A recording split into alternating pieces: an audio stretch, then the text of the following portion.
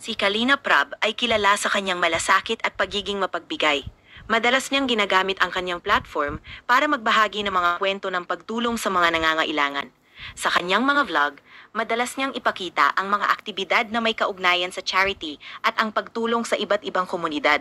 Ang kanyang mga content ay nagbibigay inspirasyon at positibong mensahe sa mga manonood. Si Kalinga Prab ay nagsimula bilang isang vlogger na may layuning makatulong sa mga nangangailangan. Karaniwan, ang kanyang mga unang video ay tungkol sa iba't ibang charity events at pagtulong sa mga taong nasa hirap. Sa pamamagitan ng kanyang mga vlog, na ipapakita niya ang mga kwento ng inspirasyon at ang kahalagahan ng pagtulong sa kapwa.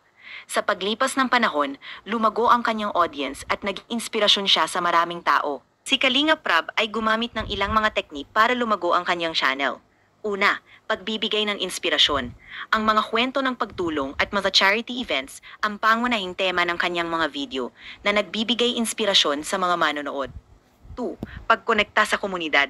Aktibo siyang nakikisalamuha sa mga komunidad at nagbibigay ng tulong sa mga nangangailangan na siyang nagpapalakas ng kanyang koneksyon sa audience. 3. Consistent na pag-upload. Regular na nag-upload ng mga bagong content upang mapanatili ang interes ng kanyang mga subscribers. 4. Engagement sa audience. Aktibo siyang nakikipag-interact sa kanyang mga viewers sa pamamagitan ng comments at live streams na nagpapalakas ng sense of community. Sa pamamagitan ng mga ito, nakakuha siya ng malawak na audience at patuloy na lumalago ang kanyang channel. Charity vlogger o anumang uri ng content creator ay depende sa iyong personal na panlasa at paniniwala. Kung sa tingin mo ay nakakatulong ang kanilang ginagawa at nagbibigay inspirasyon, maaaring maging kapaki-pakinabang ang kanilang mga content para sa iyo.